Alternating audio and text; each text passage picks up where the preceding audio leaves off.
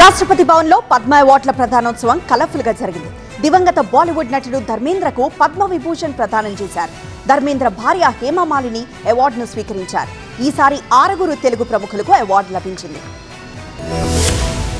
రాష్ట్రపతి భవన్లో ఘనంగా పద్మ అవార్డుల ప్రదానోత్సవం జరిగింది. పద్మ అవార్డులు అందజేశారు రాష్ట్రపతి ద్రౌపది ముర్ము. ఈ కార్యక్రమానికి ప్రధాని మోదీ, అమిత్ షాతో పాటు కేంద్ర మంత్రులు హాజరయ్యారు. తొలి దఫా 66 మందికి పద్మ అవార్డులు ప్రదానం చేశారు. 2కి పద్మ విభూషణ్, 6కి పద్మభూషణ్, 58 మందికి పద్మశ్రీ అవార్డులను ప్రదానం చేశారు. బాలీవుడ్ దిగ్గజం దివంగత ధర్మేంద్రకు పద్మ విభూషణ్ ప్రదానం చేశారు. ఈ అవార్డు అందుకున్నారు ధర్మేంద్ర భార్య హేమమాలిని. కళల విభాగంలో ఎన్ రాజంకు పద్మ విభూషణ్ లభించింది. పలువురు తెలుగు ప్రముఖులు కూడా పద్మ అవార్డ్స్ అందుకున్నారు. దివంగత గరిమెళ్ల బాలకృష్ణ, డాక్టర్ గూడూరు వెంకట్రావు, కూచిపూడి నృత్యకారిణి దీపిక రెడ్డి, డాక్టర్ పి విజయ్, వెంపటి కుటుంబ శాస్త్రికి పద్మశ్రీ అవార్డులు లభించాయి. ఉత్తరాఖండ్ మాజీ CM Bhagat Singh Koshyari, gastroenterologist Kallipatti Ramaswamy Palaniswami, Kotak Mahindra bank వ్యవస్థాపకులు ఉదయ్ సురేష్ కుమార్ కోటక్, మహిళా క్రికెట్ జట్టు సారథి హర్మన్ ప్రీత్ కౌర్ తదితరులు ఈ ప్రతిష్టాత్మక పౌర పురస్కారాలను అందుకున్నారు. దేశంలోని పలు రంగాల్లో విశేష సేవలందించిన వారికి భారత గణతంత్ర దినోత్సవం వేళ కేంద్రం మొత్తం 131 మందిని పద్మ పురస్కారాలకు ఎంపిక చేసింది తెలిసిందే. తొలి విడతలో 26 మందికి అందజేయగా మిగతా వారికి రెండో విడతలో నిర్వహించే కార్యక్రమంలో అవార్డ్స్ అందజేస్తారు.